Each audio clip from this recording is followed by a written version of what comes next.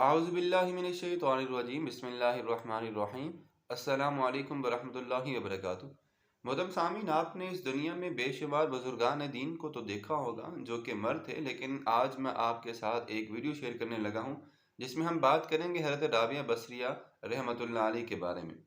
حضرت رابعہ بصریہ رحمۃ اللہ علیہ کا معمول تھا کہ جب رات ہوتی اور سب لوگ سو جاتے تو آپ اپنے آپ سے کہتی، اے رابعہ، ہو سکتا ہے کہ یہ تیری زندگی کی آخری رات ہو سکتا ہے کہ تجھے کل کا سورج دیکھنا نصیب نہ ہو۔ اٹھ اور اپنے رب کریم کی عبادت کر تاکہ کل قیامت کے دن تجھے ندامت اور شرمندگی کا سامنا نہ کرنا پڑے۔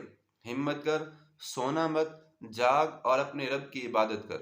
یہ کہہ کر آپ اپنے رب کی عبادت کرنے کے لیے اٹھ کر کھڑی ہو جاتی اور صبح تک نوافل ادا کرتی رہتی تھی۔ جب نماز فجر ادا کر لیتی تو آپ اپنے آپ کو دوبارہ مخاطب کر کے پھر یہی کہتی، اے میرے نفس، تمہیں مبارک ہو کہ گزشتہ رات تو نے بڑی مشقت اٹھائی، لیکن یاد رکھ یہ دن تیری زندگی کا آخری دن ہو سکتا تھا۔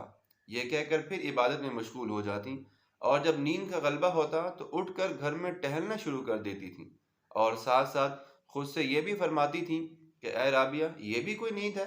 اس کا کیا لطف، اس کا کیا مزہ، اسے چھوڑ دو اور قبر میں مزے سے لمبی مدت کے لیے سوتی رہنا۔ آج تو تجھے زیادہ نیند نہیں آئی، لیکن آنے والی رات میں نیند خوب آئے گی۔ ہمت کرو اور اپنے رب کریم کو راضی کر لو۔ اس طرح کرتے کرتے آپ نے تقریباً 50 سال گزار دیے۔ آپ نے نہ تو کبھی بستر کو اپنے ساتھ لگایا، نہ ہی بستر پر سوئی، اور نہ ہی کبھی تکیے پر سر رکھا، یہاں تک کہ آپ انتقال فرما گئی۔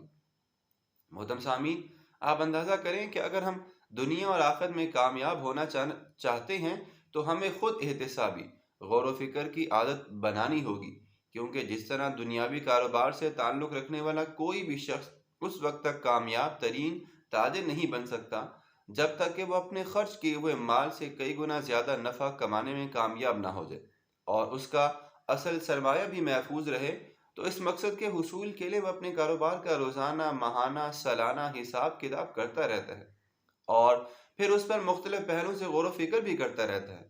جہاں کہیں خامی نظر آ رہی وہ اسے درست کرتا ہے، اور جو چیز نفع کے حصول کے لیے اسے اچھی لگتی ہے وہ اس کو خرید لیتا ہے۔ اسی طرح وہ اپنے کاروباری معاملات کا محاسبہ اگر نہ کرے تو اسے نفع حاصل ہونا تو دور کی بات ہے، الٹا نقصان بھی ہو سکتا ہے، اور اگر وہ اس نقصان کے بعد بھی وہ غفلت کی گہری نیند سے بیدار نہ ہو تو ایک دن ایسا بھی آ سکتا ہے کہ اس کا اصل سرمایہ بھی باقی نہیں رہے گا اور وہ بالکل محتاج ہو جائے گا۔ بالکل اسی طرح ہمارے اعمال کی بنیاد بھی یہی ہے۔ آخرت میں ہم نفع کمانے کی آرزو تو رکھتے ہیں، لیکن اپنے کیے گئے اعمال پر کبھی غور و فکر نہیں کرتے۔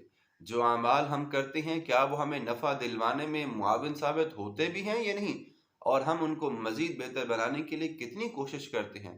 اس نفع کے حصول میں اگر ہم سے کوئی رکاوٹ بن رہی ہے تو ہم اس کو کتنا چھوڑتے ہیں۔